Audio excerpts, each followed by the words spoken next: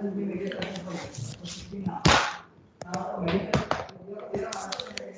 afternoon, class.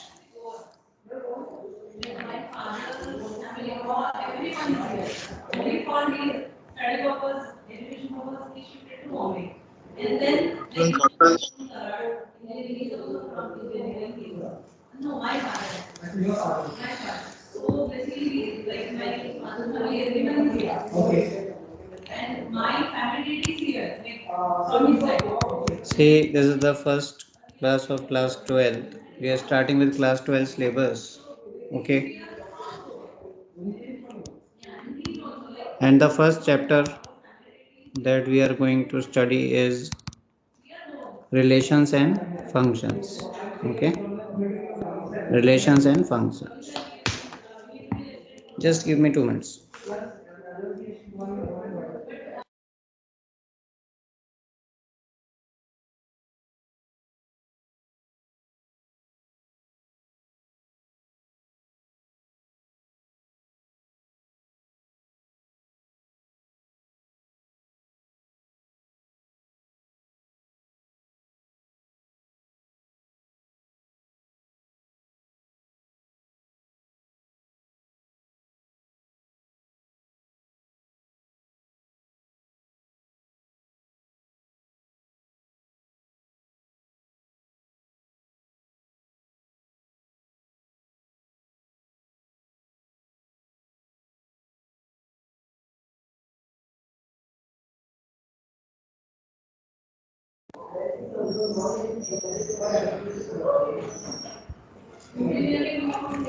So, we are discussing the first chapter of class 12 will be relations and functions. Okay.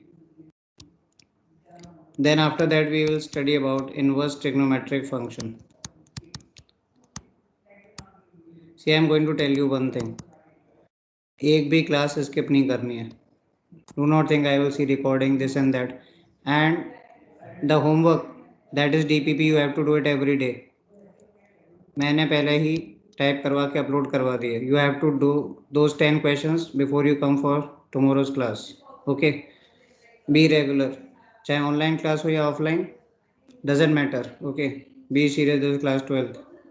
So relation and function, then inverse trigonometric function. After that, you should have an idea what you are going to study. Then we will start with the chapter itself.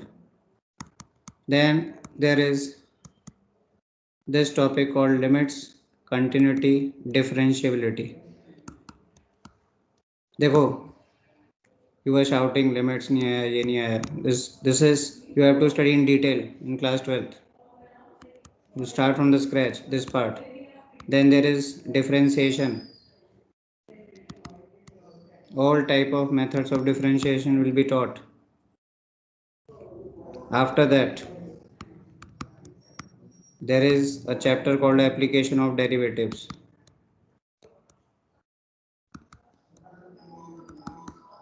इसमें सब topics होते हैं. Not going to that right now. Then there is integration. अभी तक सिर्फ physics में use किया, maths में तो यूज़ ही नहीं किया आपने. Integration, right. यहाँ पर इंटीग्रेशन में एक तो आता है indefinite integration. These are chapters actually. Integration is a unit. Then there is definite integration.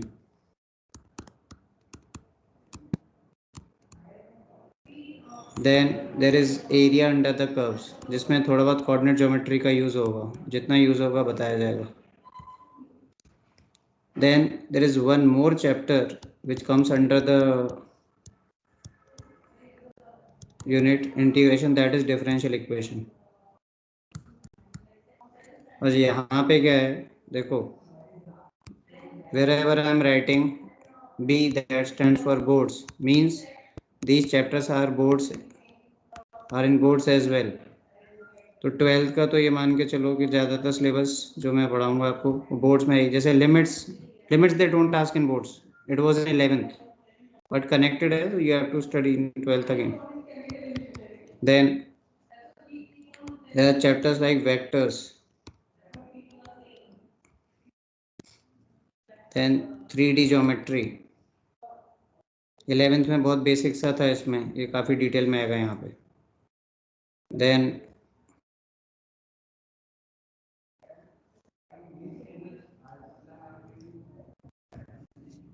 there is a chapter called matrices. There is a chapter called determinants.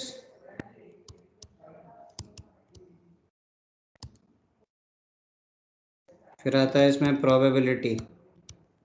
Probability you have studied in 10th, 11th and 12th. But I will teach you again completely because topics are related, that is why. And then there is a chapter called linear programming. अब इसमें see this is easy. ऐसे B लिखने की ज़रूरत नहीं है because every chapter is in boards. बस ये फंक्शन का जो पार्ट है ना थोड़ा सा बोर्ड में है, ज़्यादा नहीं है, जबकि हम काफ़ी डिटेल में पढ़ेंगे फंक्शन को. Correct. Then limits is not there, rest everything is there in boards. I am telling you some easy chapters these. ये तो बोर्ड पर्पज़ का है तो ईजी है ही. Vectors is easy. इसमें कुछ कुछ थोड़े से पार्ट्स ऐसे रहते हैं. People ask later on sir which chapter easy which is difficult. I am just telling you ये जो यूनिट है ना, but this unit, this is the unit. ये जो फर्स्ट 6 आप देख रहे हो ये बहुत ज़्यादा इम्पोर्टेंट है समझने के हिसाब से भी. और पेपर जो भी आएंगे बोर्ड में आएगा, जे मेन में आएगा, you have to work a lot on these topics. इसमें किसी भी तरह की कोई भी केयरलेसनेस नहीं होनी चाहिए. Start from day 1 to day itself.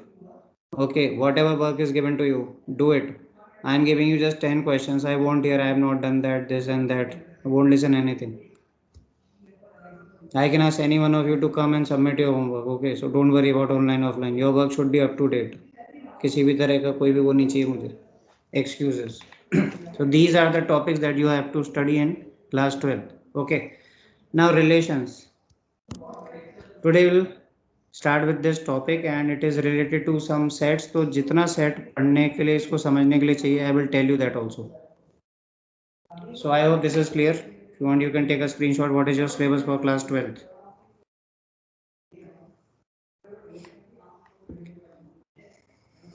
Okay, so let's start the chapter now. So before we proceed further, just confirm, am I audible to everyone? Any one of you please confirm. Yes, sir, you're audible, sir. Okay, fine. Okay, so let's start the chapter now.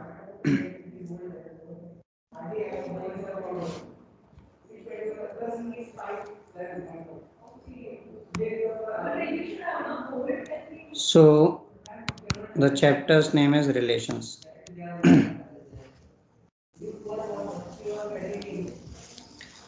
अब देखो relation समझने के लिए set तो हम सभी जानते हैं, right.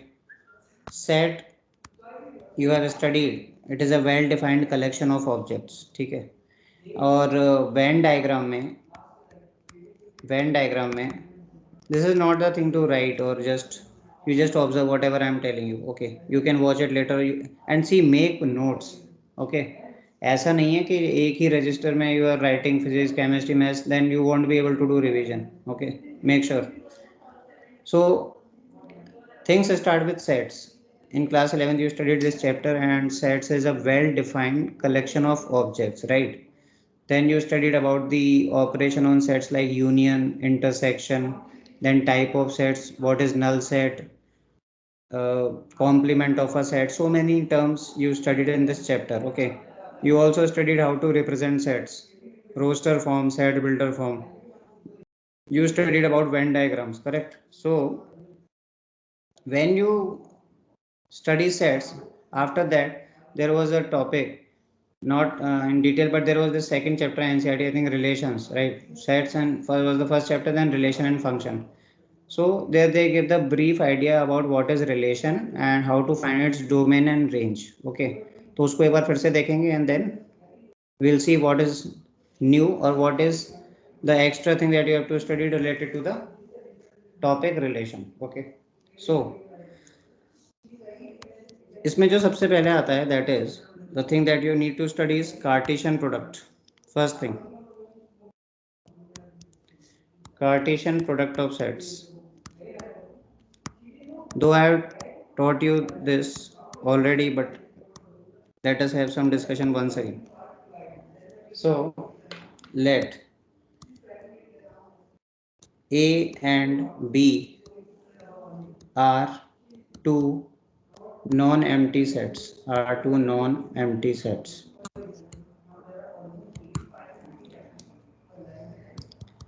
The set of all ordered pairs A comma B such that A belongs to A and B belongs to B is called Cartesian product. It's called Cartesian product of the sets A and B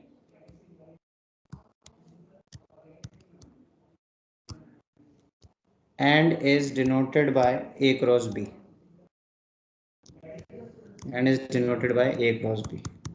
Now how we write this thing mathematically, let us see. Thus A cross B is a set of all ordered pairs A comma B where A comes from capital A and B comes from capital B.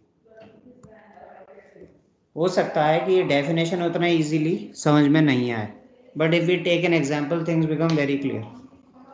For example, they are talking about two non-empty sets. Non-empty sets means sets में कोई ना कोई element होना चाहिए. At least one element should be there in both the sets. So let us do one thing. एक तो set ले लेते हैं कुछ ऐसा, राइट? अच्छा, ये क्या लिखा हुआ है? ये रोस्टर फॉर्म में मैंने एक सेट को रिप्रेजेंट किया हुआ है. रोस्टर फॉर्म में सेट को रिप्रेजेंट किया हुआ है. See those who want to revise sets, okay, if you are out of touch, it will hardly take 30 minutes to go through the chapter. Just do a brief reading of this chapter number 1 from NCERT. That will help you because it is a theoretical chapter. You should know what is the meaning of the term, definitions. You can do this today itself, okay? Take 30 minutes and go through the chapter sets from NCERT chapter 1 of class 11th. And if you have any doubt, you can ask me separately. So I am considering two sets here, 2, 4, 6 and another set 1, 2. अब ये दोनों ही किस में लिखे हुए हैं? Roster form में लिखे हुए हैं, राइट? रोस्टर फॉर्म में कैसे लिखते थे? ऐसे तो ब्रेसेस बनाते हैं, इन ब्रैकेट्स को ब्रेसेस कहते हैं, उनके अंदर जो एलिमेंट होते हैं वो लिखते हैं and we separate them by commas, right? अगर कोई बोले कि मैपिंग से कैसे लिखते थे, याद करो, इस तरीके से बनाया जाता था और इसके अंदर वो एलिमेंट लिख देते थे, रिमेंबर? सेट बी 1, 2 ऐसे भी रिप्रेजेंट करते थे. Now what is the question? We have to find A cross B. देखो ए क्रॉस बी पढ़ते हैं इसको, what, how to read A cross B? It is not A into B, it is A cross B and it has nothing to do with multiplication. ऐसा नहीं है कि multiplication जैसा sign लग रहा है तो मल्टीप्लाई करना होता है, no. The definition is here. What is A cross B? It is a set of all the ordered pairs. देखो सब क्लियरली लिखा हुआ है, ए कॉमा बी करके लिखना है आपको इसके अंदर, जिसमें ए कहाँ से आएगा? पहले वाले सेट से ए से, और बी कहाँ से आएगा? दूसरे वाले सेट से. इस तरह से पेयर बना के लिखने होते हैं. So that means if I have to write A cross B, so the first pair that I can write is 2, 1. 2 कहाँ से आया? सेट ए से, और 1 कहाँ से आया? सेट बी से, correct? Because I have to write it in the form of a comma b. Is this the only ordered pair which is possible? No. Second one will be 2, 2. जहाँ पे पहले वाला 2 तो a सेट से लिया गया है और दूसरा वाला b से लिया गया है. I hope you are getting this. Then similarly we will take 4 from first and 1 from second, okay? Then 4 from first, 2 from second, 6 from first, 1 from second, और इस तरीके से 6, 2. This is the complete Cartesian product of the sets A and B. हम जब ये लिखते हैं कि A, B where A belongs to capital A and B belongs to capital B, what is the meaning? That order matters. Means पहला element हमेशा पहले set का होगा, दूसरा एलिमेंट हमेशा दूसरे सेट का होगा. तो मैं अगर यहीं से अगर आपसे पूछूं कि what is B cross A, Suppose I want to write B cross A. Fine. Then I will take the elements of B first and then A. इसका मतलब अगर पेयर बनाना है, so फर्स्ट विल बी 1,2. 1 तो B से लिया गया होगा और 2 A से लिया गया होगा. Then it will be 1 4 1 6. Fine. उसके बाद जब B से हम 2 लेंगे तो एक बनेगा 2 2, एक बनेगा 2 4 और लास्ट में बनेगा 2 6. Okay. I want to tell you one thing which is very important with respect to Cartesian product, and that is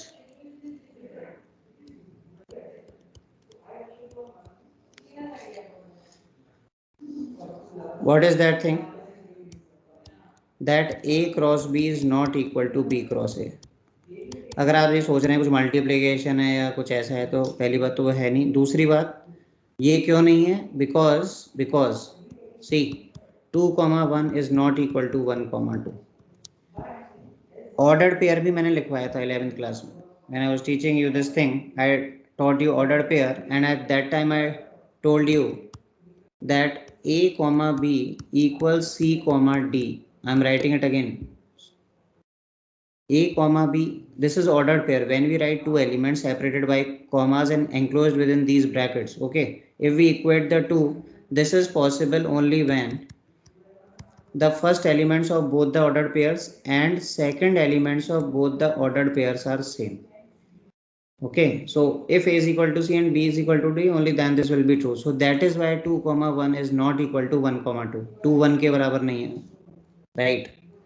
So I hope you understand why A cross B is not equal to B cross A, जैसा कि आप यहाँ से देख सकते हैं. So I hope the definition of Cartesian product is clear to you.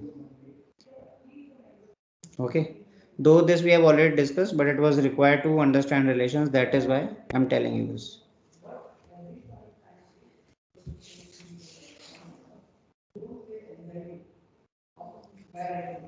Related to this, there is one more point. If NA is equal to P and NB is equal to Q, then NA cross B equals PQ. इसका क्या मतलब है? सबसे पहले तो ये बात आपको पता होनी चाहिए कि इसको हम बोलते क्या हैं. इसको हम पढ़ते हैं number of elements in A. N A का मतलब होता है नंबर ऑफ एलिमेंट्स. किस में? जिस सेट की बात कर रहे हैं. तो यहाँ पे सेट ए है तो उसकी बात कर रहे हैं. N B means number of element in set B. N A cross B मतलब ए क्रॉस बी में कितने एलिमेंट हैं.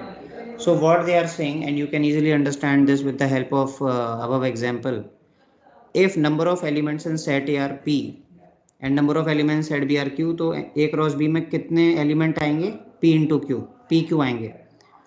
ये जो एलिमेंट है ना A क्रॉस B में एलिमेंट का मतलब वो जो ऑर्डर्ड पेयर होते हैं ना उससे होता है. जैसे देखो सी यहाँ पर in above example n A कितना है आप देख सकते हैं. एन ए इज 3 बिकॉज 2 4 और 6 ये तीनों हैं यहाँ पर, है ना. तो 3 एलिमेंट्स आर देयर. अगर आपसे कोई पूछे एन बी कितना है तो answer is 2 because there are 2 elements 1 and 2. So this implies अगर मुझे ये पूछा जाए कि ए क्रॉस बी में कितने ऑर्डर्ड पेयर बनेंगे, so I have to use this above result. P Q बोल रहा है मतलब कितने बनेंगे? 6 बनेंगे. So you can see that in A cross B जब हमने लिखा था तो हमारे पास 6 ऑर्डर्ड पेयर आ रहे हैं. I am taking them here with this green colour. You can see this. Okay, so remember this. पहले में पी एलिमेंट, दूसरे में Q element. Total number of ordered pair उनके कार्टेशियन प्रोडक्ट में पी क्यू यानी P into Q बनेंगे. This is another thing.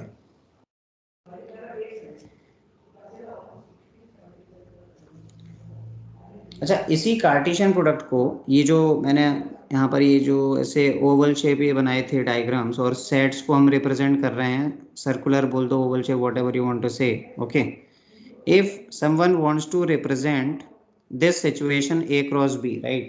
If someone wants to represent A cross B through the arrow diagram, arrow diagram आपको याद आ रहा होगा.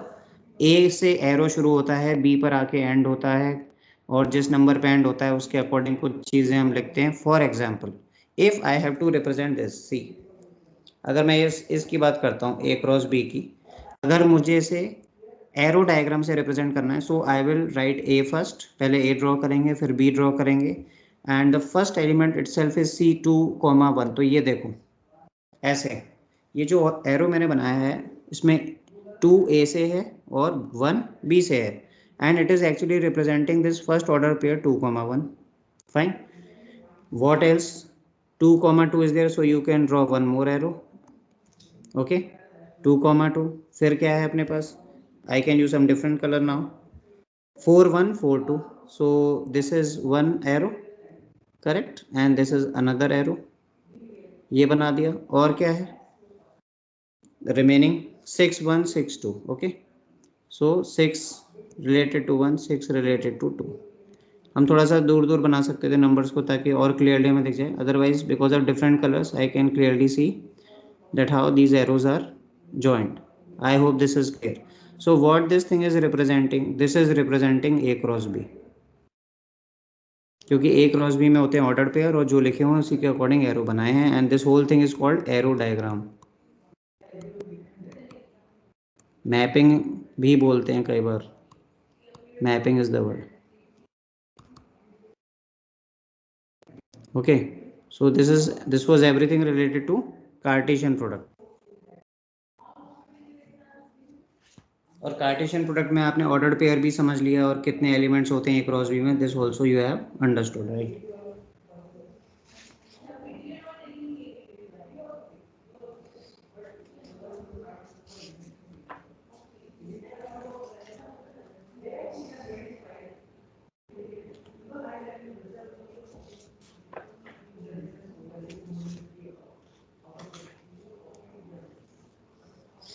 So now we talk about the next thing which is relations. कि relation क्या होता है फिर?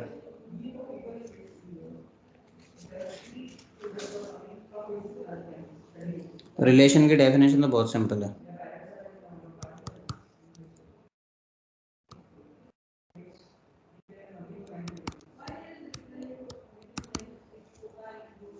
See, let A and B are two sets. Let A and B are two sets. Then a relation R. Then a relation R from A to B is a subset of A cross B. Is a subset of A cross B. Subset. देखो subset एक ऐसी चीज़ है जो set जिसने पढ़ा उसको तो बहुत आसानी समझ में आ जाएगी, जिसने नहीं पढ़ा उसको भी आ जाएगी, बिकॉज ये नाम ही ऐसा है, उसी से क्लियर हो जाती है definition. Subset can be imagined as a smaller set, as a smaller part of some bigger thing, ऐसा बोल लो. जैसे फॉर एग्जांपल मैं आपसे बोलूँ कि 1, 2, 3, 4, सपोज ये आप देख रहे हैं ऐसे साइड में ये कुछ लिखा मैंने, and now I am writing 2, 3. Okay, तो कोई पूछे ये बी ए का पार्ट ही तो है. देखो ए बी का पार्ट नहीं है बट बी ए का पार्ट है. B is a smaller thing which is present in A, right? So that is why we use this symbol, जो देखने में तो सी जैसा लगता है पर सी होता नहीं है. ऐसे बनाओगे तो पता चलेगा. This, so you can C on the left side of the screen what I have drawn. इसको जो भी लिखा हुआ है ये सिंबल, इसको हम बोलते हैं सबसेट. तो इसको हम पढ़ेंगे कैसे? लेफ्ट वाला जो होता है वो छोटा वाला होता है और जो राइट में लिखा है वो बड़ा वाला होता है. तो हम इसको पढ़ते हैं B is a subset of A. ठीक है, B is a subset of A. तो अब यहाँ पे ये बोल रहे हैं कि जो रिलेशन होता है ए से बी में वो ए क्रॉस बी का सबसेट होता है. ये आपको रिलेशन की डेफिनेशन लिखने को पूछी जा सकती है. I can ask you in 1 mark subjective, define relation, you have to write this. फालतू का कुछ नहीं लिखना है, to the point, up to the mark. Okay, 1 mark you will write 10 steps, and when the question is of 3 marks you will write 3 steps. I don't know how you write these subjective exams. Be to the point. Maths में कोई you need not to write anything which is not meaningful. Okay, if you think you will fill the pages with useless things you won't get marks. So this thing, relation R from A to B is a subset of A cross B. So obviously we need example now, right? We need example how to understand this thing called subset of A cross B and how to visualize relation. Okay, so let us take some example. Just a minute.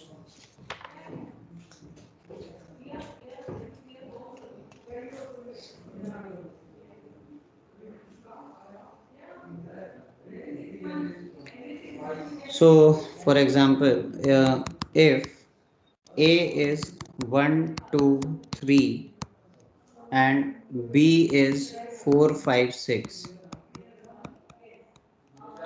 then is R1 equals 1 4 1 5 1 6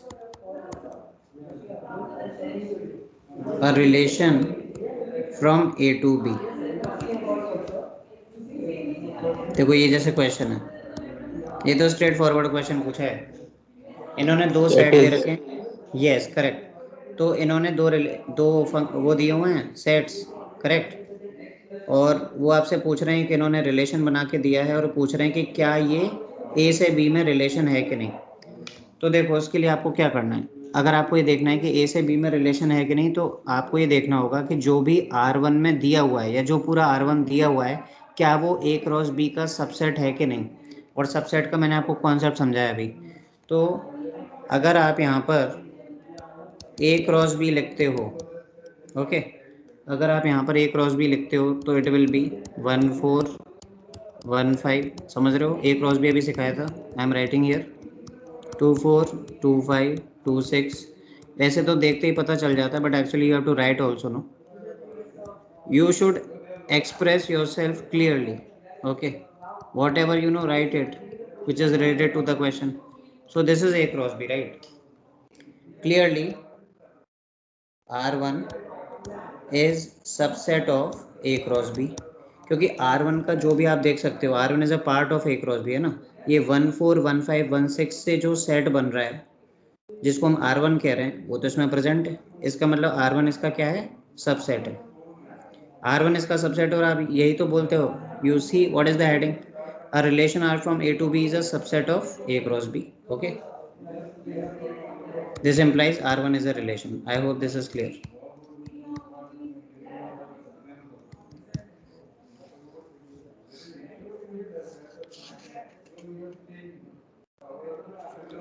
तो अगर मान लो इसी में in above example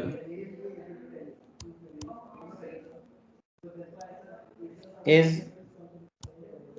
R4 equals 4 2 2 6 5 1 2 4 a relation from A to B. What will be your answer?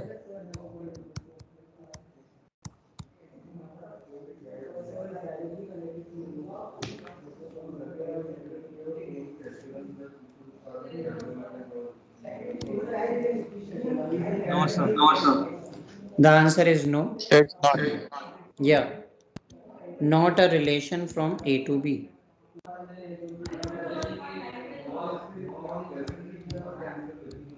As R4 is not a subset of A cross B. As R4 is not a subset of A cross B. And you can write the reason since 4, 2.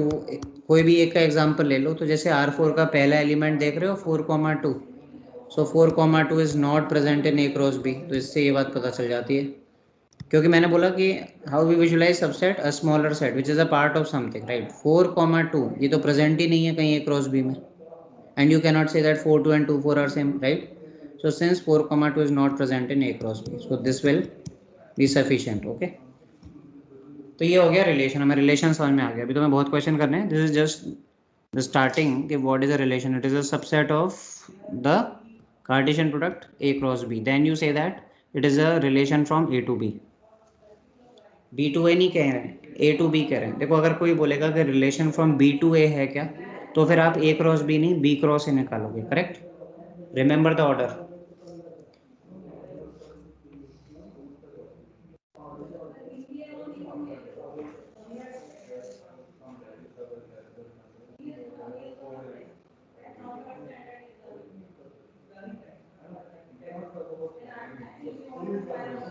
अब इसमें क्या होता है, इसको हम यहीं से समझ सकते हैं एक चीज़ ये, though I have discuss all these concepts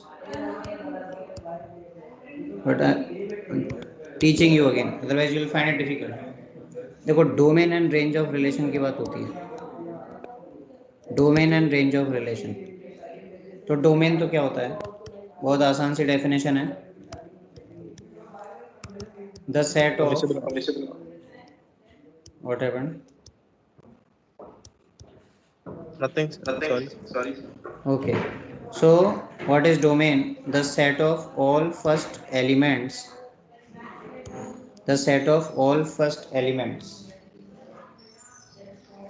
of the ordered pairs belonging to R, of the ordered pairs belonging to R, इसको तो बोलते हैं डोमेन।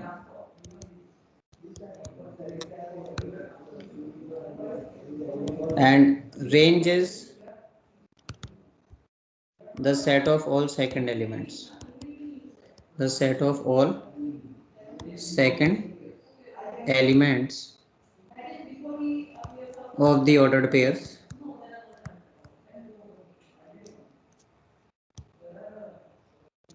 belonging to R, ये होता है रेंज। ठीक है, तो अगर हम इसकी बात करें, जैसे ये अब एग्जांपल ही लेते हैं क्योंकि हमारे पास ये जो था, see here this thing, we understood that R1 is a relation, right, यहाँ पर मतलब ये रिलेशन था। तो अगर इसमें से कोई आपसे पूछे कि what is the domain of R1, तो मैंने डेफिनेशन ये लिखवाई है, what is the definition, the set of all first elements, the set of all first elements of the ordered pairs belonging to R। तो अगर मैं सभी ऑर्डर पेयर के फर्स्ट एलिमेंट इस एग्जाम्पल में देखता हूँ तो मुझे हर बार 1 ही दिखाई देगा। 1 4 में भी पहला एलिमेंट 1 है, 1 5 में भी पहला एलिमेंट 1 है और इसमें भी 1 है। ठीक है, तो मैं यहाँ पे लिख रहा हूँ ओके, डोमेन ऑफ R1। अब जिन लोगों ने सेट पढ़ा था ढंग से वो जानते हैं कि वो ऐसे लिखेंगे डोमेन को, और जिन्होंने नहीं भी पढ़ा है तो वो भी कोई बात नहीं है। देखिए वन सेट में एक रूल होता है that you do not repeat the objects in roster form, correct. हम सारी चीज़ें रोस्टर फॉर्म में रिप्रेजेंट कर रहे हैं। रोस्टर फॉर्म में क्या होता है, कुछ एलिमेंट जो भी होते हैं वो लिखते हैं, कॉमा लगाते हैं और ब्रेसेस लगाते हैं। अब अगर आप इसको बोलते हो कि सर डोमेन आएगा 1,1,1 देन इट इज़ रॉन्ग, है ना, क्योंकि रूल क्या होता है, you do not repeat the elements, कितनी भी बार आ जाए एक ही बार लिखना होता है, तो हर बार 1 ही आ रहा है, तो just this is the domain. और ये डोमेन क्यों है, because it is the set of all first elements of the ordered pairs, right. अगर इसी में आपसे कोई रेंज पूछता है, डोमेन समझ में आ जाता है तो रेंज तो वैसे ही समझ में आ जाता है, क्योंकि उसमें तो बस फर्स्ट की जगह आप क्या देखना है, सेकेंड एलिमेंट, तो क्या आएगा भाई 4 5 6, समझ रहे हो।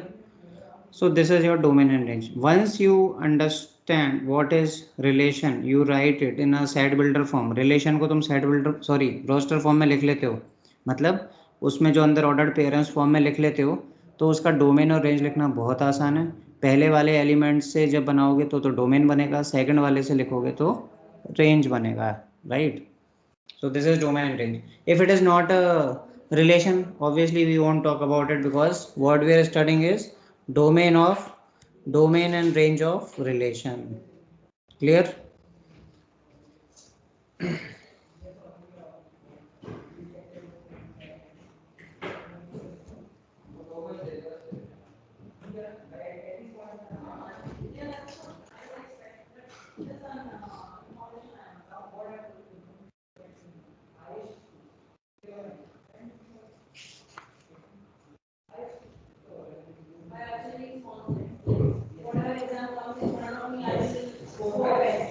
तो एक क्वेश्चन करते हैं पहले ना, इतने पर just try this question. Let R be the relation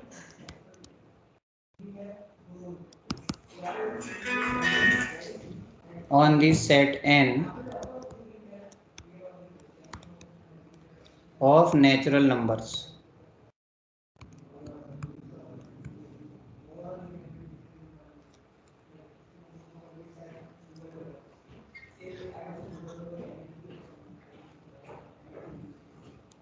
defined by R equals set of all ordered pairs A comma B.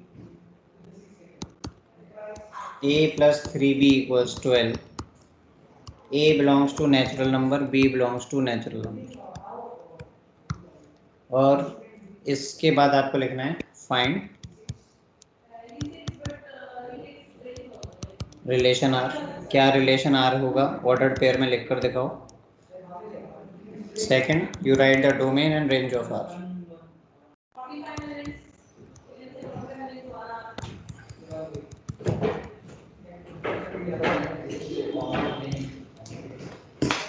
Try this. You can do it very easily.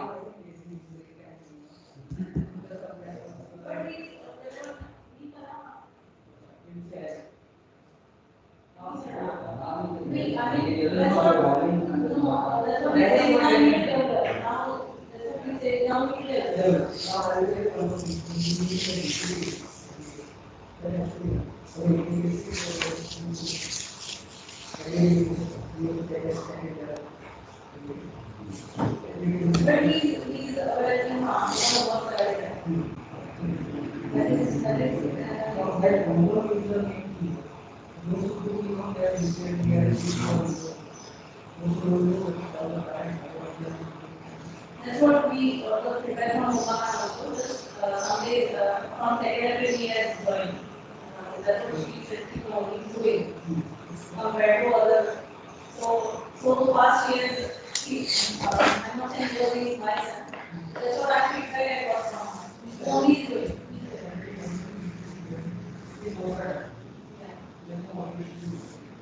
That's what he says. Take from his perspective also. Yeah, absolutely. That's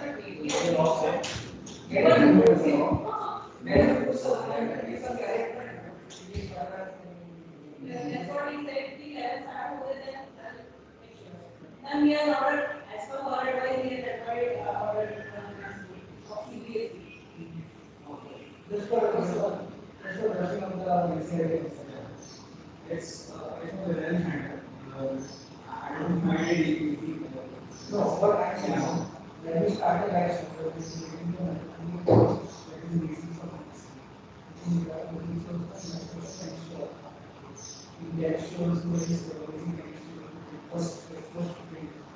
because this year, yeah, it's wrong. Then we will yes, they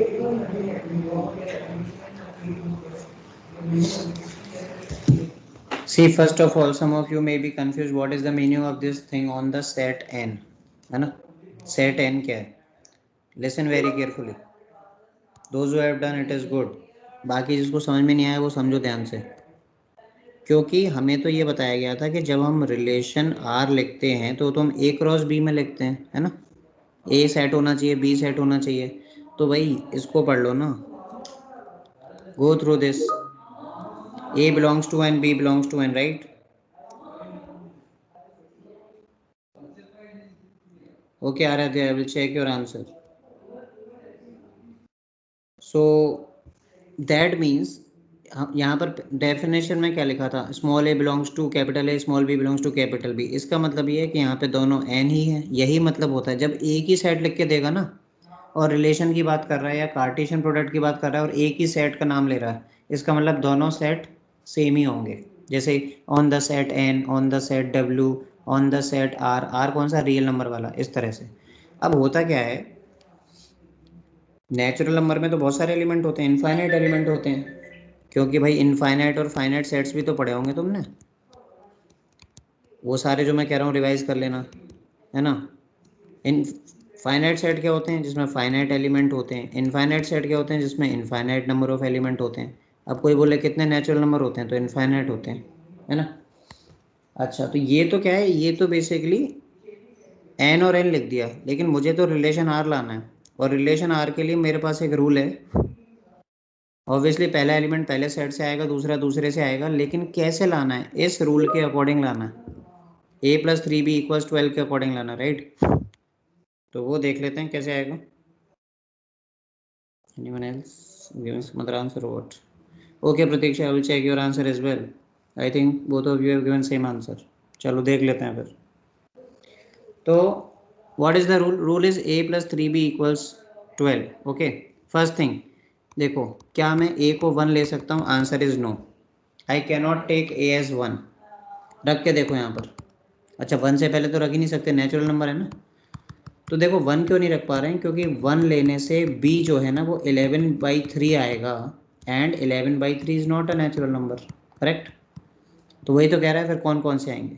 तो 1 नहीं रख सकते. ऐसे तुम ना एक काम करना, a की वैल्यू रखते जाओ और b निकाल लो, या फिर ये भी कर सकते हो कि b की वैल्यू रख लो और a निकाल लो.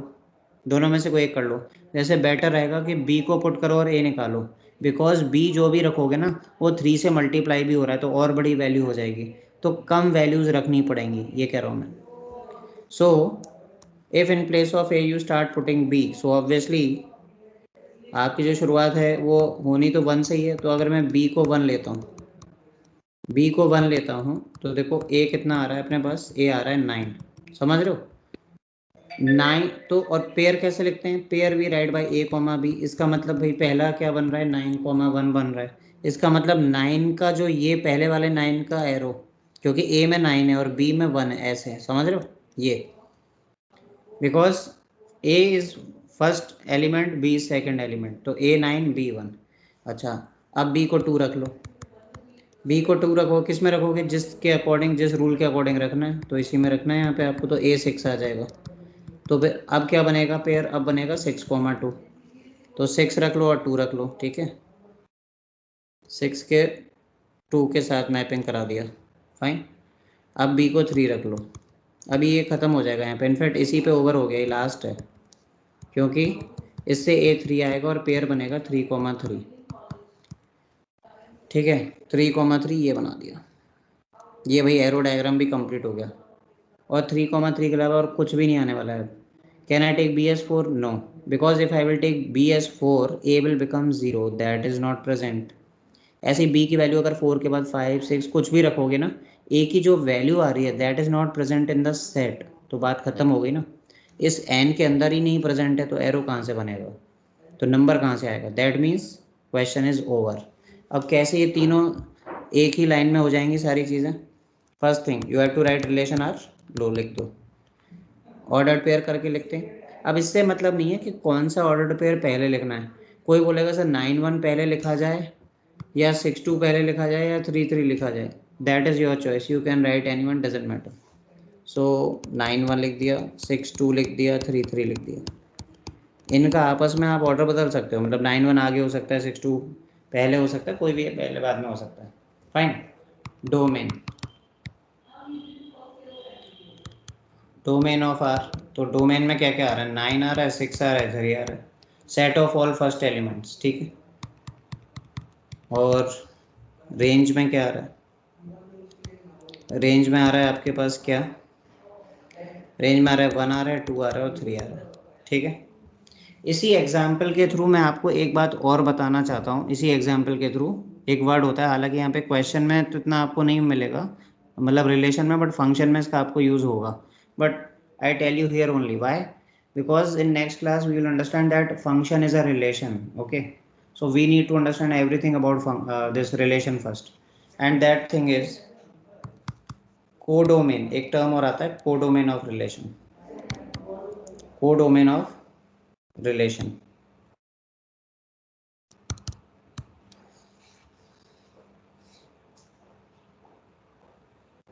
So in this codomain, just a minute.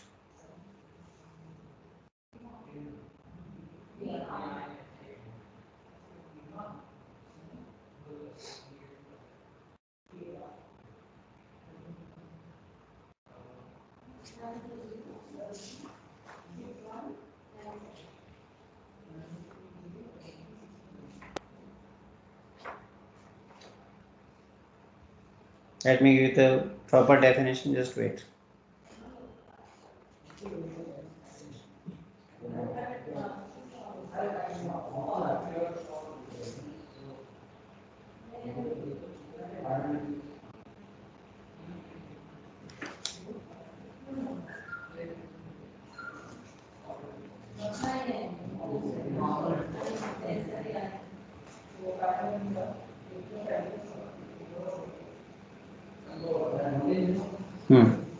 So when R is a relation from A to B, okay, जब भी A से B में आप रिलेशन डिफाइन करेंगे जैसे यहाँ पे भी किया है, then complete set B is called codomain. Then complete set B is called codomain of relation R. तो उसकी तो सीधी सी डेफिनेशन है.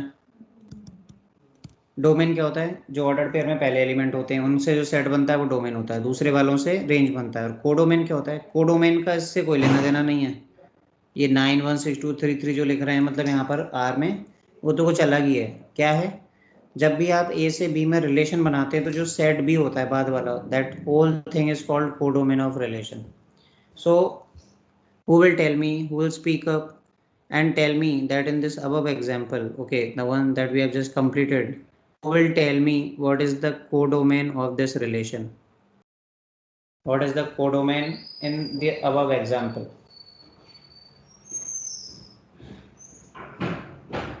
ये जो a plus 3b equals 12 वाला है, इसमें कोडोमेन क्या है?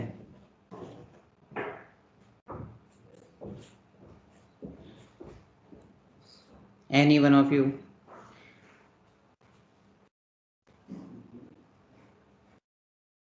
So 1 to 3. Only 1 2 3. See 1 2 3 तो रेंज में आ रहा है. 1 2 3 तो वो एलिमेंट है जो कि उस सेट में प्रेजेंट है और उन पर एरो आके एंड हो रहा है और वही बनते हैं range. My question is what is codomain? So the whole second set. Yeah, that is the correct answer.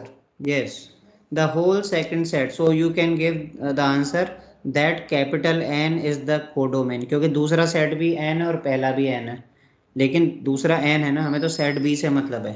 So you right here, यहाँ पे लिख लो इस वाले में कोडोमेन ऑफ, अगर कोई इसके एग्जाम्पल के रेफरेंस में बोल रहे हैं, codomain of R is N because see what is the definition? Complete set B. So what is set be here?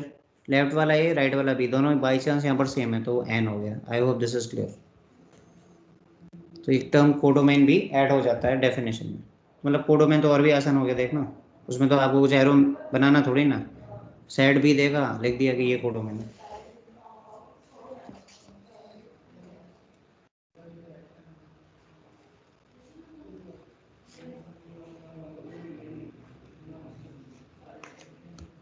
फिर इसमें एक जो पॉइंट आता है that is regarding total number of relations. Total number of relations, ये एक दूसरा एक इम्पोर्टेंट टॉपिक है. Total number of relations.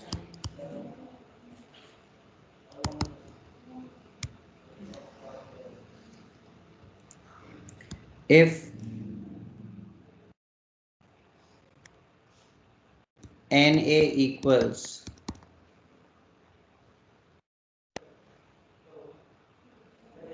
P and NB equals Q, अभी थोड़ी देर पहले ही बताया था, तो A क्रॉस B में कितने एलिमेंट होते हैं? PQ होते हैं, राइट. और यहीं पर जोड़ लेंगे and number of relations, very important, number of relations from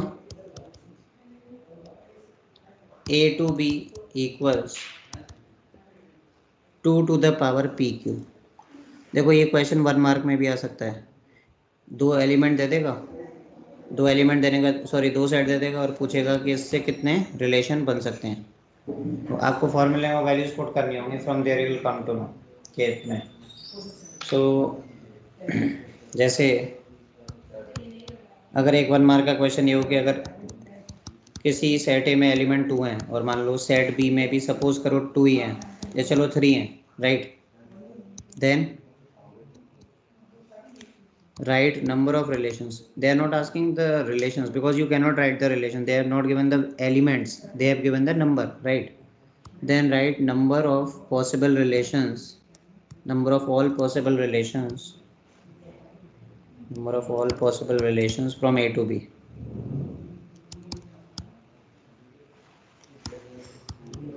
ये कितना होगा, ठीक है। तो इसका आंसर तो डायरेक्ट है। फिर इसके नीचे एक मैं क्वेश्चन लूँगा जिससे आपको पता चलेगा कि होते कौन कौन से, कैसे लिखोगे आप, राइट। ये तो 1 मार्क क्वेश्चन मैंने कर दिया। So total relations 64. या करेक्ट 2 to the power 6 64। तो ये 1 मार्क में आ सकता है, राइट, 1 मार्क का क्वेश्चन। अब जैसे अगर कोई लिखवाना चाहे वो सारे रिलेशन, तो ऑब्वियसली इतने नंबर तो देगा नहीं, 64 तो आप लिखोगे नहीं वहाँ पे। तो जैसे क्या क्वेश्चन दे सकता है, क्वेश्चन देगा आपको कि इफ़ ए इक्वल्स, मान लीजिए दे दिया 1 2, ठीक है, और बी आपको मान लीजिए दे दिया 3 4। अब बोलता है then write the all the possible relations, all the possible relations from A to B।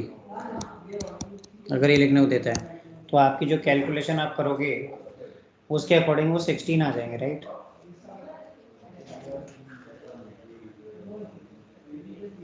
Sixteen आ जाएंगे, fine.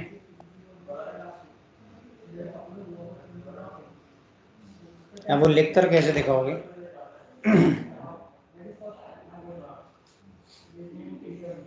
How we write all those relations? But 1 and 2 is one single element. Sorry, my mistake. I want to write it separately only. 1 2 like this। Okay, sir. तो देखो total 16 बनेंगे, 2 to the power 2 into 2, क्योंकि p की value भी 2 है, q की value भी 2 है, और क्वेश्चन में 2 to the power आता है, 16 बनेंगे, राइट। 16 relations are possible. तो पहले काम करते हैं, पहले तो उनको लिख लेते हैं सिर्फ रिलेशंस को। जैसे पहले क्या लिखोगे, सबसे पहले रिलेशन डायरेक्टली तो बनेगा नहीं। First thing that you need to do is write A cross B. A cross B लिखो पहले। तो ए क्रॉस बी लिखोगे तो क्या बनेगा, पहले 1 3 आएगा, 1 4 आएगा, 2 3 आएगा, 2 4 आएगा, ये आ जाएगा, ठीक है। अब रिलेशन लिख पाओगे ना। नाउ ऑल पॉसिबल रिलेशंस,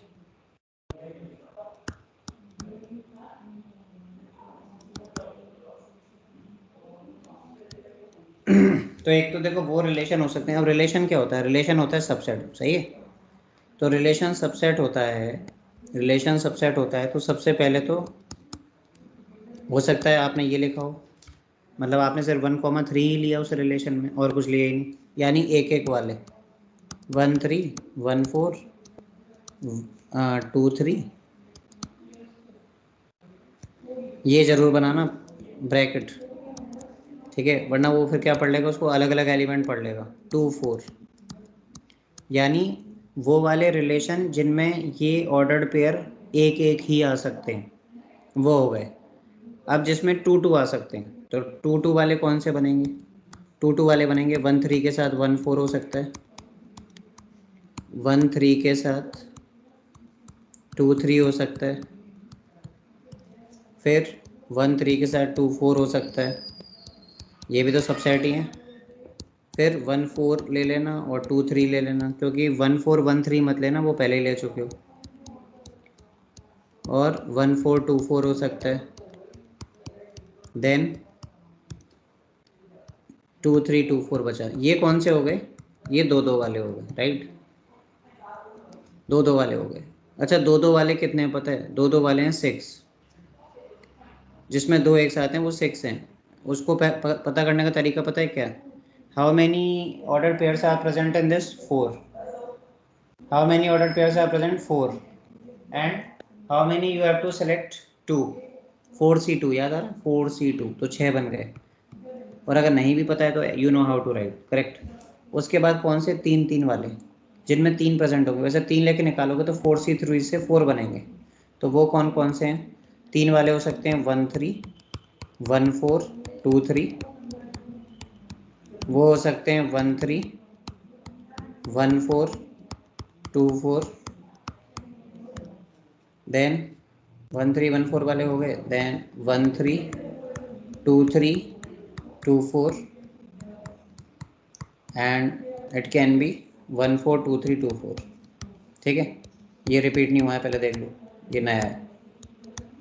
और कौन से हो सकते हैं? 3 वाले हो गए, 4 वाले तो एक ही होगा ना खुद। Have you learned this thing that every set is a subset of itself? पढ़ा होगा, every set is a subset of itself। ये बड़ा कॉमन सा कॉन्सेप्ट होता है। अगर आप इनको काउंट करें तो 1 वाले हैं 4, 1 + 6 + 4 + 1 अभी तक आ रहे हैं ये टोटल।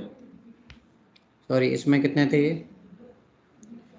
जस्ट अ मिनट, 1 2 3 4, अच्छा 4 है ना ये, तो ये 15 आ रहे हैं टोटल, 15। और हमें बताया गया कि 2 to the power 2 × 2 से 16 बनेंगे। कौन सा बच रहा है फिर? What is remaining? Who will tell me? Yes, correct, empty वाला बचा हुआ है ना, बिकॉज देखिए हमने क्या पढ़ा था सेट में, that empty set is subset of every set, correct? You have already studied that empty set is subset of every set, and secondly every set is subset of itself। two very important postulates, ध्यान रखिए इसको। So last one will be ये empty set, fine, when there is nothing। so these are all the possible relations। अब आप ये देखो कि जब मैंने सिर्फ दो एलिमेंट ही लिए हैं तो कितना जो है लिखने में लेंथी हो रहा है आंसर, लेकिन इससे ज़्यादा पूछेगा भी नहीं, क्योंकि अगर किसी एक में भी मैंने बढ़ा दिए ना, ए और बी की जगह मान लो बी में 3 कर दिए, तो ये 64 हो जाएंगे। Then it won't be possible to write within the given time, correct? तो मतलब ये क्वेश्चन आप एक्सपेक्ट कर सकते हो कि ये आ सकता है जो लिखा हुआ है यहाँ पे।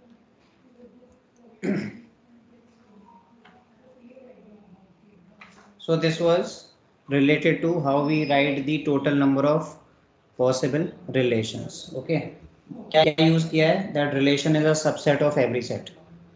so I have told you everything which is related to relation। relation क्या होता है, इसको हम ज्योमेट्रिक ग्राफ से, मतलब एरो डायग्राम से कैसे विजुलाइज करते हैं, इसका डोमेन क्या होता है, कोडोमेन क्या होता है, रेंज क्या होता है, then how many elements are there in Cartesian product। okay, A cross B cross A बराबर क्यों नहीं होते हैं, ए कॉमा बी किसी दूसरे ऑर्डर पेयर के इक्वल कब होता है, everything I have taught you in this lecture.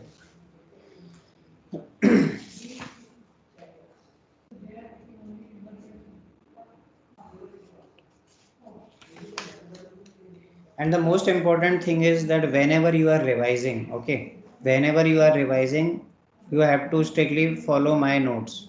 do not just, if in future you are just asking me doubts from theories from some random book, that also at the time of exam I will never entertain, I'm telling you this।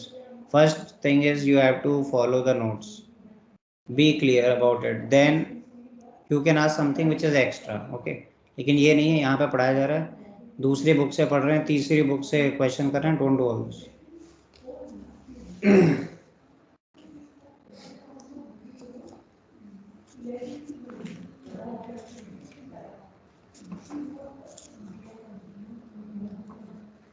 Now once we complete this thing, no, this was everything that you have studied till now was in class 11th, सब कुछ फिर भी मैंने आपको बताया 12th में what you have to study,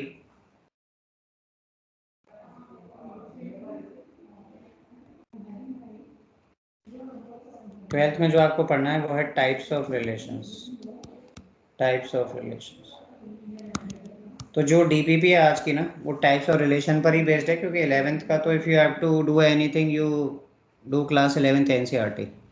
अगर आपको सेट्स रिलेशन एनसीईआरटी 11th का करना हो, you can do the exercises. कुछ नहीं, कुछ मत करो, मिसलेनियस मत करो, ये वो कुछ मत करो, कुछ बस एक्सरसाइजेज जो होती हैं सेट रिलेशन वाली उसको कर लो। Function I am not saying, sets and relation I am saying, and I can help you out. If you have any doubt you can ask me.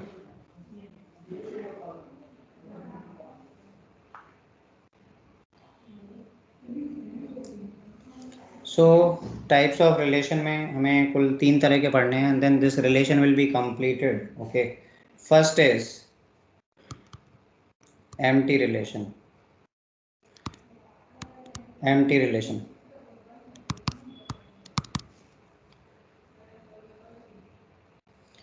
a relation R in set A. देखो एक बात बता देता हूँ, confusion नहीं होना चाहिए। आपको रिलेशन बोलेगा लेकिन सेट एक ही देगा कई बार, तो आप बोलोगे कि हमने तो पढ़ा था कि सेट होता है ए क्रॉस बी का कार्टेशियन प्रोडक्ट का सबसेट, यहाँ तो एक ही सेट की बात कर रहा है। अभी मैंने कैपिटल एन का एग्जांपल लिया था, I am repeating again. If they have given only one set that means the other set is also the same one. That means whenever they say relation R in set A, that means they are talking about the relation R as a subset of A cross A. Fine. So a relation R in set A is called empty relation. Is called empty relation if no element of A is related to any element of A. That is, मैं लिख के बता रहा हूँ कैसे लिखते हैं उसको। ऐसे लिखते हैं कि R इज इक्वल टू 5 है, जैसे मैंने ऊपर लिखा है ना, ये पिछले एग्जाम्पल में मैं ऐसे ब्रेसेस की जगह ऐसे भी लिख सकता था 5 बना के। और ये क्या होता है, ये किसका साइन है, सबसेट का। किसका सबसेट, ए क्रॉस ए का। ठीक है, तो ये तो हम पहले से ही जानते हैं, अभी मैंने जस्ट डिस्कस कर लिया था कि 5 is a subset of every set. लेकिन इसका मीनिंग ये होता है कि अगर ये कहना चाह रहे हैं कि सेट ए में ये एम्प्टी रिलेशन है, इसका मतलब जो सेट पहले वाले सेट का जो एलिमेंट है वो कोई सा भी एलिमेंट दूसरे वाले सेट के किसी एलिमेंट से रिलेटेड नहीं है। लेकिन हमें इसको विजुअलाइज करना होगा कि इसका मतलब क्या हुआ, कैसे लगता होगा empty relation. So for that I am giving an example.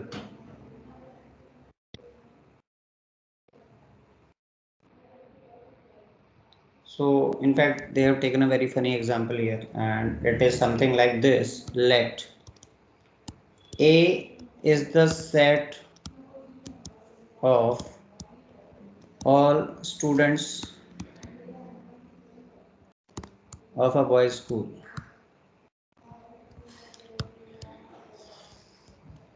Okay, A is the set of all student. तो ये जो डेफिनेशन में सेट ए यूज हो रहा है ना, इसकी बात कर रहे हैं। A is the set of all students of a boys school. तो मतलब अगर हम रफली विजुअलाइज करें तो एक सेट ए है, एक सेट ए है, ये बॉयज स्कूल है, इसमें suppose that there are like 500 boys are studying in all these standards B1 B2 and we name them such that, correct, ऐसे नेम कर दें। अब क्योंकि इसमें तो सेट ए की बात हो रहा है तो इधर भी यही आएगा। ये बॉयज़ के नाम मैंने ऐसे रख दिए B1 B2 B500 ऐसे करके। तो अब ए क्रॉस से लिखोगे तो B1 B1 आ सकता है, B1 B2 B1 B3। Arrow diagram की बात कर रहा हूँ, ये आ सकता है, राइट। लेकिन इन्होंने कहा क्या है, what they are saying,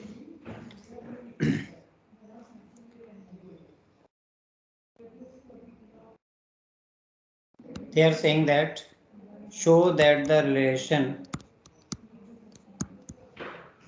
R in A given by R equals ordered pair of A comma B, A is sister of B, is the empty relation. Who can speak up and explain the answer? ये कह रहे हैं show that, क्या लिख के आओगे आप?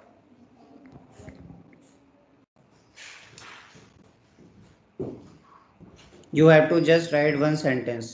Can you speak up and tell me why it is an empty relation? Yes. There's no girls in the school. Yeah, obviously. I told you this is a funny example. Yeah. So you will write what you will write. There is nothing to write mathematically. You will write since the school is a boys' school. Okay.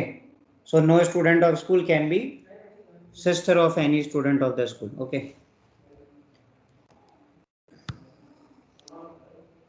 So it is empty relation. तो क्या समझ में आया, ये जो बोल रहा है कि no element of A is related to any element of A, are you getting it? Since it is a boys school so no element of set A, since it is a boys school so no boy can be sister of other boy, that means no element of first set A is related to the element of second set A. I hope this is clear, right. तो ये जो language मैंने बोली है ये आप लिख के आओगे और इससे प्रूव हो गया that is it is empty relation. Fine. अब आता है इसमें दैट इज यूनिवर्सल रिलेशन। ये जस्ट उल्टा होता है इसका, यूनिवर्सल रिलेशन। अब यूनिवर्सल रिलेशन में क्या होता है, इसमें जस्ट ऑपोजिट होगा। So a relation R in set A is called universal relation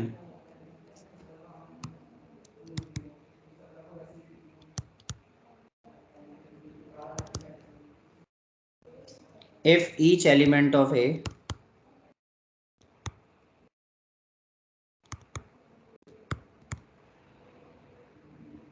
is related to every element of A.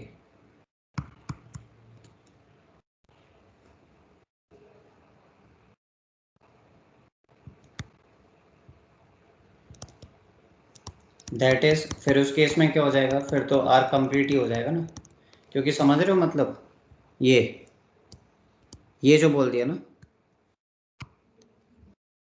Universal relation, क्या ये एक ऐसा रिलेशन होता है जिसमें पहले सेट का हर एलिमेंट दूसरे सेट के हर एलिमेंट से, एवरी एलिमेंट लिख रहा है ना, ईच और एवरी दो वर्ड याद रखो, पहले सेट का हर एलिमेंट दूसरे सेट के हर एलिमेंट से रिलेटेड है, मतलब कुछ भी नहीं बचा।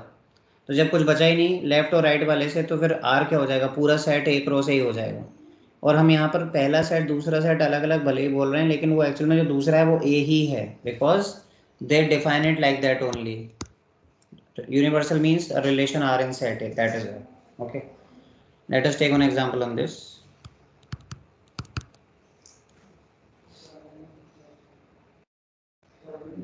So r dash is equal to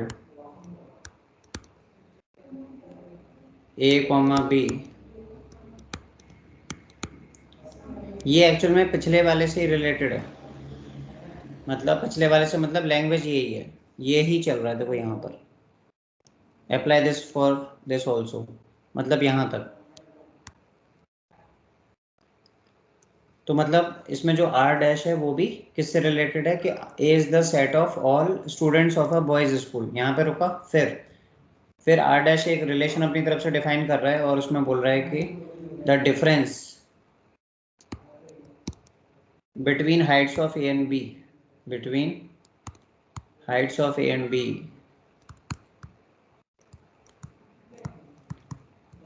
is less than 3 meters।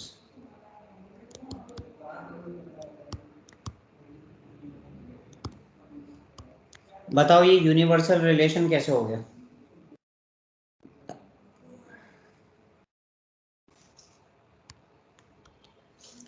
Tell me. मतलब सेट ए कौन सा है, सेट ए पिछले वाले एग्जाम्पल के लिए भी यही था और इस वाले के लिए भी यही है, बस क्वेश्चन अलग है, एक मतलब पार्ट अलग है, एक था एम्प्टी रिलेशन और यहाँ है universal relation. Tell me why it is a universal relation.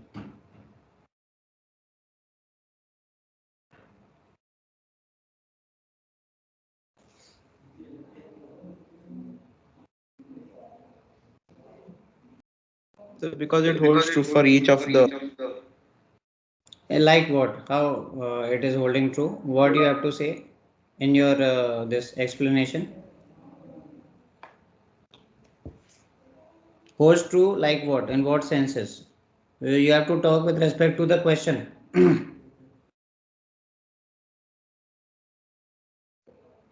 So Shian, what do you think, if why you are writing if only, do you have doubt about it?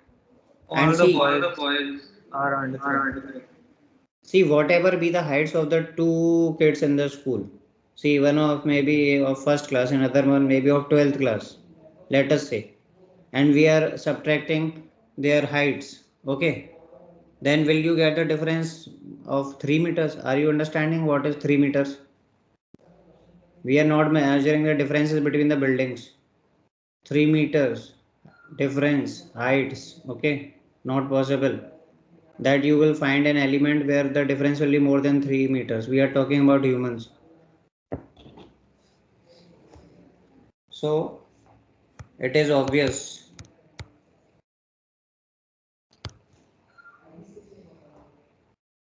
that difference of heights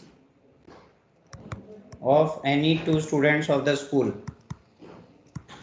ये लिख के आना है, फिर बाद में पूछते हो सर क्या लिखना है इसमें, of any two students has to be less than 3 meters. I hope you know what is 3 meter, right?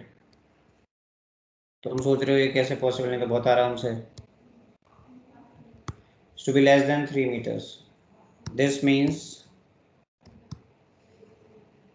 R dash is the universal relation.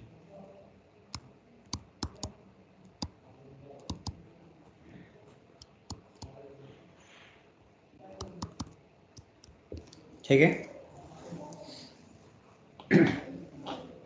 So these were general definition.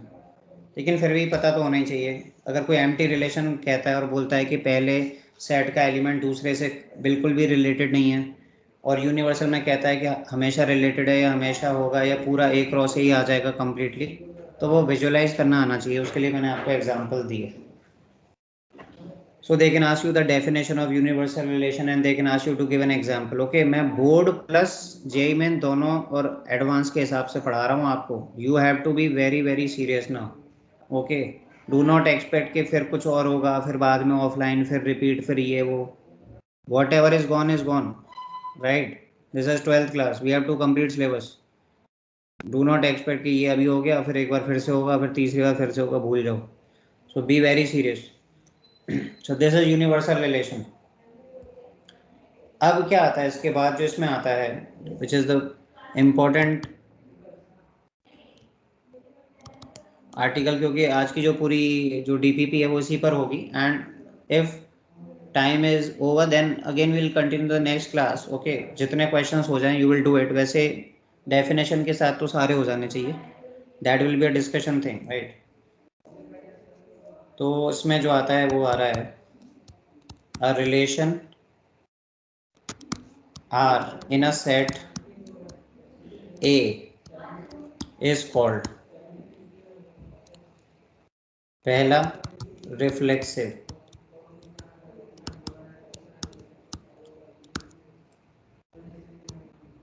Reflexive एक term आएगा. If a comma a belongs to R for every A belongs to R. Second, symmetric, if A1 A2 belongs to R implies that A2 A1 belongs to R for, पहले मैं इसको लिखूंगा फिर मैं एक आध एग्जाम्पल लूंगा तो आपको इसकी डेफिनेशंस का मीनिंग समझ में आएगा. First thing is to write. यहाँ पर भी देखो ऊपर क्या लिखा है, relation R in set A. तो इसका मतलब क्या है कि दूसरा भी सेट ए ही है, राइट. ये तो समझ गए होंगे. और तीसरा जो है, third one is transitive. Transitive ये बहुत ज़्यादा इंपॉर्टेंट है तीनों terms. Transitive, if A1 A2 belongs to R and A2 A3 belongs to R implies that. अब मैं इसको कितनी बार भी रिपीट कर दूंगा आपको समझ में नहीं आएगी बात जब तक मैं आपको एग्जांपल से नहीं समझाऊंगा. इसलिए मैं एग्जांपल लूंगा पहले. implies that A1 A3 belongs to R for all A1 A2 A3 belongs to A. अब ये जो स्क्रीन पे लिखा हुआ है अपने पे यहाँ, इसको समझने के लिए लेते हैं पहले example.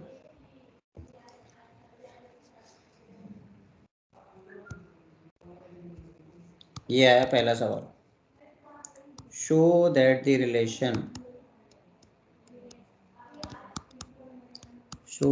Relation R in the set 1 2 3 given by R equals 1, 1 2,2 3,3 1 2 2 3। अब तुम्हें ये सोचने की ज़रूरत नहीं है कि रिलेशन होगा कि नहीं, क्योंकि उसने दे ही दिया है कि रिलेशन आ रहा है। वो हम 11th में चेक करते थे 11th तक के रिलेशन है कि नहीं है, फिर डोमेन रेंज। यहाँ पे तो ये पूछेगा जो मैंने पढ़ लिखवाया अभी। तो इसमें आपसे कह रहा है कि प्रूव करिए कि रिफ्लेक्सिव है लेकिन सिमेट्रिक और ट्रांजिटिव नहीं है, but neither symmetric not transitive.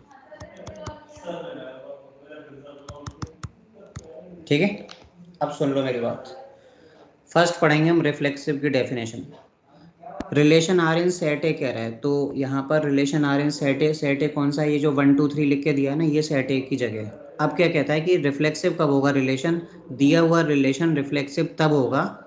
अब उसके बाद सुनो, इसको उल्टा पढ़ो, जब हर एलिमेंट जो कि सेट ए में मौजूद है, वेरी इंपॉर्टेंट, जबकि हर एलिमेंट जो कि सेट ए में मौजूद है उसी नंबर का उसी के साथ पेयर रिलेशन आर में प्रेजेंट हो, for every, so for every element of set A there must be the ordered pair a comma a present in capital R, then it will be called a reflexive relation. So 1 2 3, these are the elements which belongs to A, है ना। 1 2 3 किस में, A में है। And 1,1 अब देख लो, 2,2 and 3,3 ये किस में है, दे लाई in are, they lie in are. इसको आप ऐसे लिख लेना, बिलोंग्स टू ऐसे बनाने की जगह, मतलब 1 2 3 तो किसके एलिमेंट है, सेट के एलिमेंट है, और ये 1 1 2 2 3 3 किस में प्रेजेंट है, ये जो रिलेशन आ रहा है उसमें प्रेजेंट है। इसी वजह से आर रिफ्लेक्सिव होगा, क्योंकि यही तो लिखा हुआ है कि जितने भी एलिमेंट सेट ए में हैं उन्हीं के खुद से ऑर्डर्ड पेयर अगर रिलेशन आर में प्रेजेंट है तो रिफ्लेक्सिव कहलाता है। आई होप दिस इज क्लियर। दूसरा वाला बहुत आसान होता है,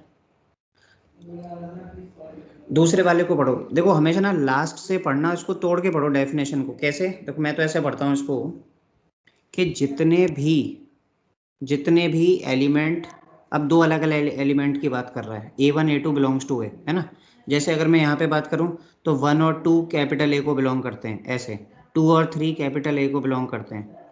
पेयर, ऑर्डर्ड पेयर में नहीं, एलिमेंट के नाम पे देखो, A1 की जगह 1 पढ़ो और A2 की जगह 2 पढ़ो, तो मैं बोलूँगा कि इस सवाल में 1 और 2 ना, 1,2 ये A को बिलोंग करते हैं। फिर क्या करना है, उसके बाद अगर A1 A2 का पेयर आर में प्रेजेंट हो, इफ, ठीक है, अगर A1 A2 का पेयर आर में प्रेजेंट हो तो इम्प्लाइज दैट कि उसका उल्टा पेयर भी आर में प्रेजेंट होना चाहिए, तभी रिफ्लेक्सिव कहलाएगा। यानी पहली बात तो जो एलिमेंट्स हैं वो सेट में मौजूद होने चाहिए, उनसे आपने कोई ऑर्डर्ड पेयर बनाया और देखा कि वो आर में प्रेजेंट है। अगर वो आर में प्रेजेंट है तो उनका जो उल्टा पेयर बनेगा, मतलब उनकी जो प्लेस वैल्यू चेंज करने से जो पेयर बनेगा वो भी प्रेजेंट होना चाहिए। अगर वो प्रेजेंट नहीं हुआ तो it won't be symmetric. Can any one of you speak up and give me the example that why it is not symmetric? Who will tell me? Sir, could you explain the symmetric again? See, whatever I have taught you, no, whatever I have just said, I will repeat that thing again. I am saying A1 and A2. Just start from the last of the definition. सबसे पहले दो element ढूंढो capital A में, find two elements in the set A, make an ordered pair with the help of them, see if that is present in relation R. If that is present in relation R, then A2 A1 must be present in relation R. If it is not so, it won't be symmetric. That is what I am saying. Can anyone take an example to show that why it is not symmetric? It is so easy. You can see on the screen itself. So 1, Very good. So that is absolutely correct. 1 और 2 देखो, 1 और 2 किस में है, 1 और 2 ए में लाई करते हैं, 1 और 2 सेट ए में लाई करते हैं, देख रहे हैं। और 1,2 भी रिलेशन आर में लाई करता है। कितना तो आसान है, 1,2 भी आर रिलेशन में लाई करता है, लेकिन 2,1 तो है ही नहीं यहाँ पर, but 2,1 does not lie in are. तो हो गया काम खत्म। अब बाकी कोई किसी पेयर का उल्टा प्रेजेंट है या नहीं हमें देखने की ज़रूरत ही नहीं है। क्यों? क्योंकि सबके लिए होना चाहिए, for all A1 A2 belongs to A. तो does not lie in R, this implies R is not symmetric. ठीक है, अब आ जाते हैं तीसरे वाले पे। अगर सिमेट्रिक समझे हो ना तो ट्रांजिटिव थोड़ा समझ पाओगे, क्योंकि देखो अब क्या कह रहा है, फिर से लास्ट से पढ़ो। For all A1 A2 A3, अब 3 एलिमेंट लेना जो सेट ए में प्रेजेंट हो, बहुत ध्यान से सुनना है।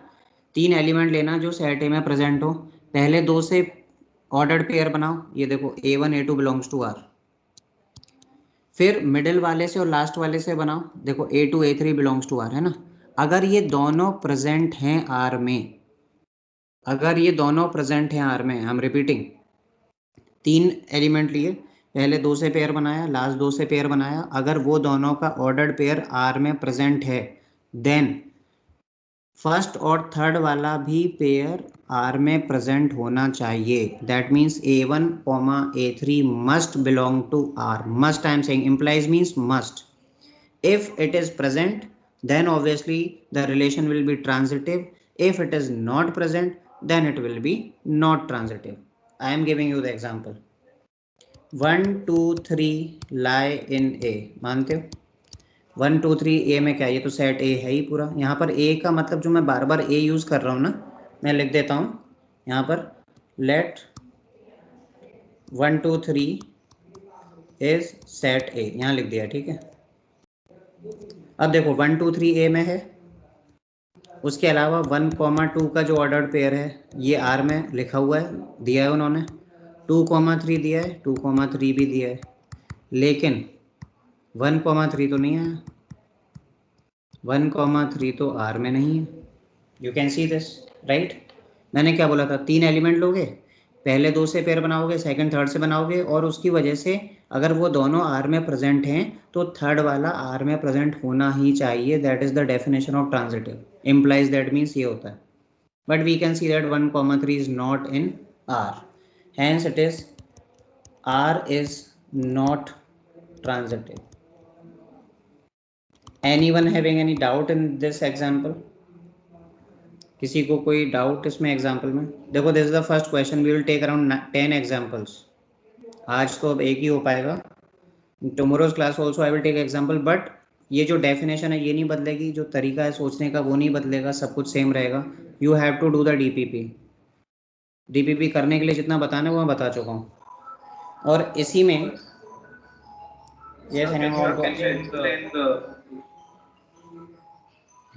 हरी, which part you are talking about? So all three. Why? Where were you? I was really I didn't understand. What you could not understand? See, what is the problem with reflexive? तुम बताओ मुझे, मतलब क्या समझ में नहीं आया reflexive में? एक सिंपल सी, what is A belongs to A, इसका क्या मतलब होता है ये बताओ पहले मेरे को। What is the meaning when you say small a belongs to capital A? Tell me this. That means whatever is in A is a subset of the capital A. No, subset I have never used. Small a stands for the element, capital A stands for the set. Okay, be very attentive in the class. तो यहाँ पर जो है set A, तो मैं क्या दे रखा है 1 2 3, तो ये स्मॉल ए कौन कौन से हो गए फिर? अगर सेट ए 1 2 3 है, tell me what are the values of small a here?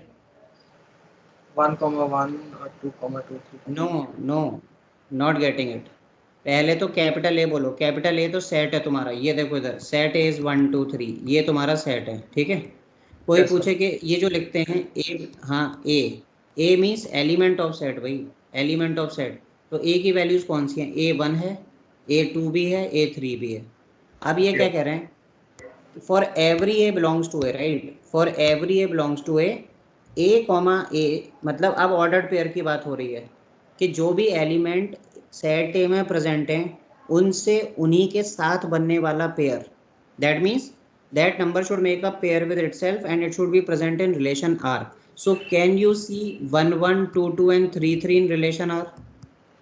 Can you see these three values? Yes. or sir. these three ordered pairs, they are present, right? So that means it is reflexive. समझ में आया? Yes. Now for the second one. अब तुम्हें दो element ढूंढने हैं. अभी तक what you were doing, you were picking any one at a time. Now you have to pick two at a time. Last one you have to pick three at a time. It's like that. Okay. So in second one, choose any two. Let's say I am taking 1 and 2. ठीक है, A1 की जगह तो 1 ले लिया और A2 की जगह 2 ले लिया. Fine. Now what to do? Now check if 1 comma 2 this is present in capital R. So can you see 1 comma 2 in capital R? It's present, right? Yes. It's here. Now what they are saying that if A1 A2 belongs to R, then A2 A1 should also belong to R. तो अब एक बार बताओ, 1 comma 2 ordered pair present है क्या? 2 comma 1 भी present है इसमें? 2 comma 1 is not present in capital R. Okay, only 5 ordered pairs are written. They have not given 2 comma 1. That is why it is not symmetric. अच्छा, ये बात सिर्फ इसी के लिए नहीं, दूसरे के लिए भी वैलिड है. देखो 2 comma 3 देख रहे हो? 2 comma 3 is present in R, right? Yes, sir. 2, but is 3 comma 2 also present? No, sir. No. So it is not symmetric. Are you getting it? Yes, sir. Yes. Now finally the third thing. अब हम कितने element ले रहे हैं? 3. A1 A2 A3. मैंने कहा था A1 A2 से पेयर ढूंढना, A2 A3 से पेयर ढूंढना. अगर वो दोनों पेयर प्रेजेंट हैं, पेयर मतलब ऑर्डर्ड पेयर बोलता हूँ मैं, अगर वो ऑर्डर्ड पेयर R में प्रेजेंट हैं तो A1 A3 भी होना चाहिए. Then only it will be transitive, otherwise it will be non transitive, right? So C 1 comma 2 is there, right? And 2 comma 3 is there. Yes, sir. But is 1 comma 3 also there? No. No. Right? So that is why it is not transitive. Got it? Okay. Okay. Thank you, sir. Yeah.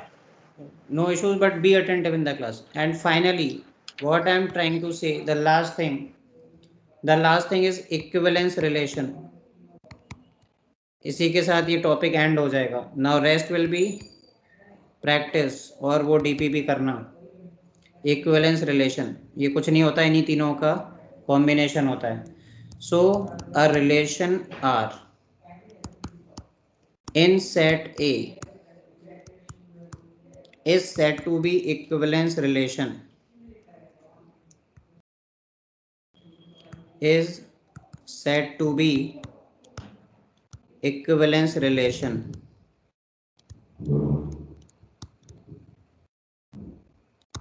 ये तो definition है, मतलब ये कोई अलग से नहीं है, क्योंकि आपको जो पढ़ाया ना मैंने उससे बेस्ड है ये, कि कोई भी रिलेशन इक्विवेलेंस रिलेशन तब कहलाता है जब वो तीनों होता है. तीनों होता है मतलब रिफ्लेक्सिव भी हो, सिमेट्रिक भी हो और ट्रांजिटिव भी हो.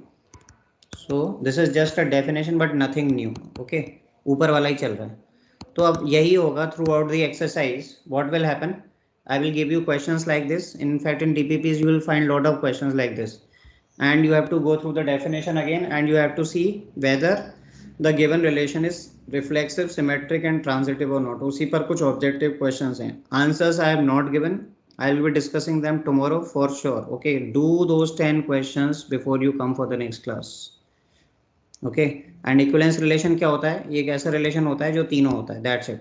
अगर इन तीनों में से कोई भी एक नहीं हुआ, मान लो reflexive symmetric हो गया पर transitive नहीं हुआ, सिमेट्रिक ट्रांजिटिव हो गया पर रिफ्लेक्सिव नहीं हुआ, then it won't be a equivalence relation. I hope this is clear to you. So with this we end the class. I will take some more examples in the next class, but you can do DPP based on today's lecture. You have to do it, make this sure. Okay, that's it for today. Thank you. Thank you, sir. Thank you, sir. Thank you, sir. Bye everyone.